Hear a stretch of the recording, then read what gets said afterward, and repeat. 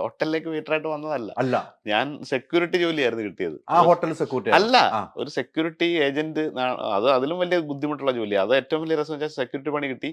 First ജോലി എനിക്കൊരു cotton company നാവായിക്കുളത്ത്. അപ്പൊ അതിന്റെ സെക്യൂരിറ്റി ഗാർഡായിട്ട് നമ്മൾ പോയിരിക്കുക.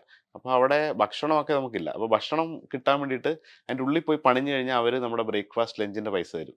അപ്പൊ ഈ കാട്ടൺ കമ്പനി ഉണ്ടാക്കുന്നവരുടെ കൂടെ പോയി നമ്മൾ ആ ബോക്സ് അൺപാക്ക്, അങ്ങനെ എനിക്ക് ഓർമ്മയില്ല എന്താ ജോലിയാണ്. ജോലി വരുന്ന എനിക്ക് ഭക്ഷണം കഴിക്കാനുള്ള വരും.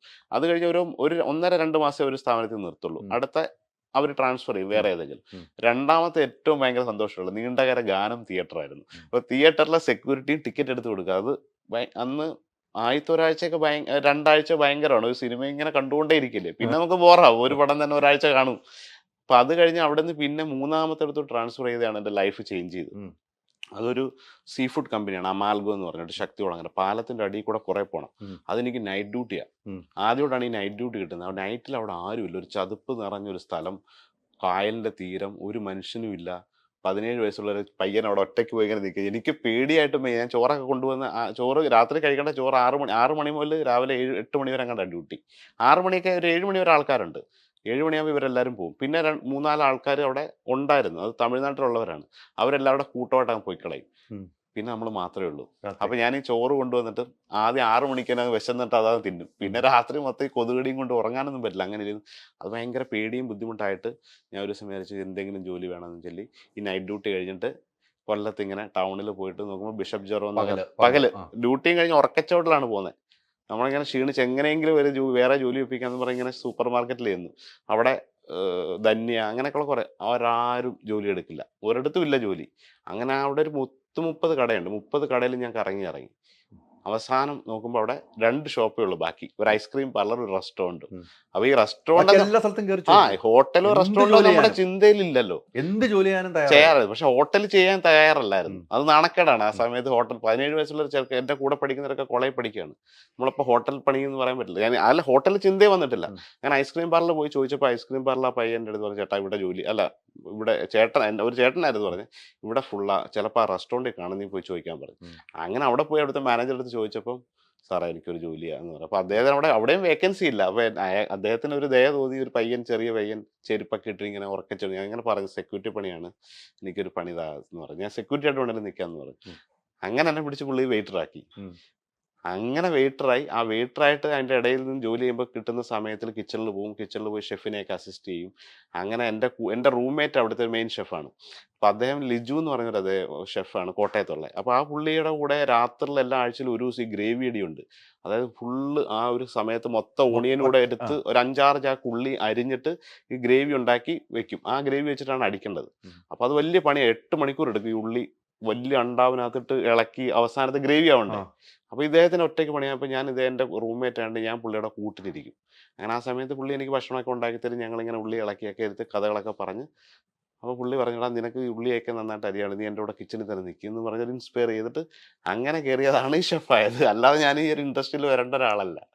ഇതാണ് ആ കിച്ചണിൽ കയറി. ആ സമയത്ത് ഇതേപോലെ പുള്ളിയുടെ അദ്ദേഹത്തെ തേടി നടക്കുകയാണ്. അദ്ദേഹം വിദേശത്ത് എവിടെയോ പോയി, പിന്നെ ഇതുവരെ കാണാൻ പറ്റില്ല. അദ്ദേഹത്തിന്റെ കുടുംബം ഒന്നും അറിയില്ല. കോട്ടയത്താണെന്ന് അറിയാം.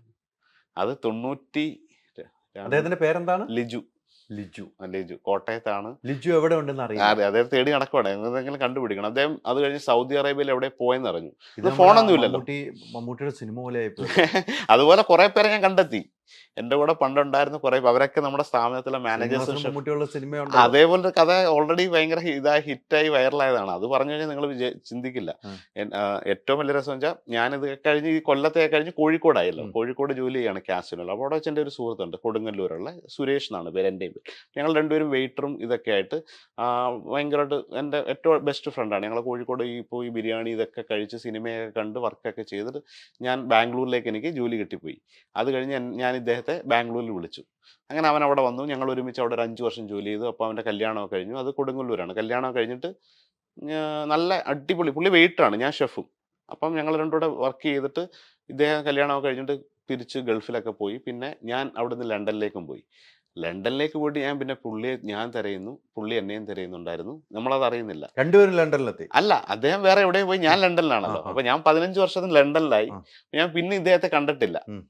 ഞങ്ങൾ നമ്മളിങ്ങനെ ഇങ്ങനെ തേടി തേടി ഇരിക്കുകയാണ്. അങ്ങനെ ഒരു ദിവസം ഞാൻ വീണ്ടും കഴിഞ്ഞ വർഷം ലണ്ടനിലേക്ക് പോകുമായിരുന്നു. ലണ്ടനിൽ പോയിരുന്നപ്പോൾ എൻ്റെ ഒരു ഫേസ്ബുക്കിനകത്തൊരു എൻ്റെ പഴയ ഒരു പടം, ഏതോ ഒരു ചിത്രം, ഉം.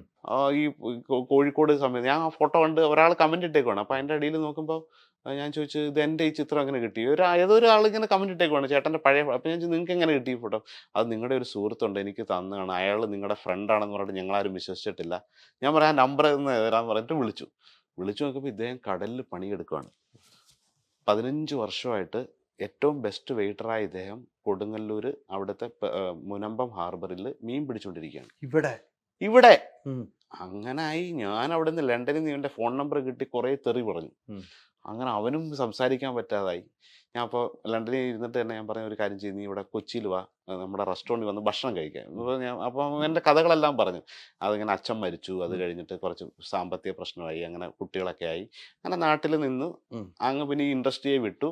ഇപ്പം മീൻ പിടിക്കാൻ പോയി. അങ്ങനെ 10 വർഷമായിട്ട് മീൻ പിടിച്ചുകൊണ്ടിരിക്കുകയാണ് ഡെയിലി. ഞാനപ്പോൾ പറഞ്ഞു, ഈ ഒരു കാര്യം നിനക്ക് തിരിച്ചു വരാം. അപ്പം പറയടാ, ഇനി എങ്ങനെ ഞാൻ വരും, എൻ്റെ ടച്ചൊക്കെ പോയി കാണാൻ കുഞ്ചൊക്കെ പോകാനാണെങ്കിൽ ഇരിക്കാനാണ്, ഞാൻ ഫോട്ടോ കാണിച്ചാൽ.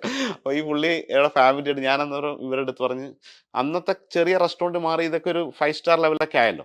അപ്പോൾ ഞാൻ പറഞ്ഞു, ഈ ഒരു കാര്യം, നീ ഫാമിലി ആയിട്ട് വാ, നമ്മുടെ റെസ്റ്റോറൻറ്റിൽ നിന്ന് ഭക്ഷണം കഴിക്കുക, എന്നിട്ട് നീ ഒന്ന് കണ്ടു നോക്ക്, നിനക്കിനി ജോലി ചെയ്യാൻ പറ്റും നീ പറ. അങ്ങനെ ഞാൻ ടേബിളൊക്കെ ബുക്ക് ചെയ്ത് ഇവരിവിടെ വന്ന് ഫുഡൊക്കെ കഴിച്ചപ്പോൾ അവൻ ഈ ഇവിടെ വന്ന് കഴിച്ചു, ഭയങ്കര ഹാപ്പിയായി. ഞാൻ പറഞ്ഞു, നിനക്ക് ഓക്കെ ആണോ? ഞാൻ പറഞ്ഞടാ, എനിക്ക് നീ ഒന്ന് സെറ്റാക്കി താ, ഞാൻ നിന്നോളാം. അങ്ങനെ ഇവിടുത്തെ GM-ൻ്റെ അടുത്ത് വിളിച്ച് പറഞ്ഞു. 2 ദിവസം കഴിഞ്ഞപ്പോൾ മീൻ പിടുത്തം നിർത്തി ഇവിടെ വന്ന് മാനേജറായിട്ട് ജോലി ചെയ്ത് ഇവിടുത്തെ സൂപ്പറായി. ഇപ്പോൾ തൃശ്ശൂർ റെസ്റ്റോറൻറ്റിൻ്റെ മെയിൻ മാനേജറാണ്. അത് ഭയങ്കര വൈറലായി. അങ്ങനെ ഒരാളെ കണ്ടെത്തിയ കഥയുണ്ട്. ഈ നമുക്ക് കണ്ടെത്തേണ്ട നെൽസനെയാണ്. ലിജുവിനെയാണ് കണ്ടെത്തുന്നത്. അതൊരു മനസ്സ് നല്ലതായോണ്ടല്ലേ അദ്ദേഹത്തിനെ കാണുകയും ഒരു പഴയ ഫോട്ടോ വരും അത് തേടിപ്പോയും അദ്ദേഹത്തിനെ കൊണ്ട് നമ്മുടെ കൂടെ നിർത്തുകയും ചെയ്തത്. അതെ, നല്ല മനസ്സുണ്ടെങ്കിലേ നടക്കുള്ളൂ. പുള്ളി ഇപ്പൊ അതിന്റെ ഏറ്റവും വലിയ രസം, പുള്ളി അതിനുശേഷം ഭയങ്കര സെലിബ്രിറ്റി ആയി. പുള്ളിയെ കാണാനായിട്ട് ഗസ്റ്റ് വരും അവിടെ തൃശ്ശൂർ അല്ലേ? ഇനി തൃശ്ശൂർ പോകുമ്പോ അദ്ദേഹത്തെ ഒന്ന് കാണണം. ഈ അനുഭവം ഒന്നും എനിക്ക് ചോദിച്ച് മനസ്സിലാക്കാനുള്ളത്. അയ്യോ, ഭയങ്കര രസമായിരുന്നു.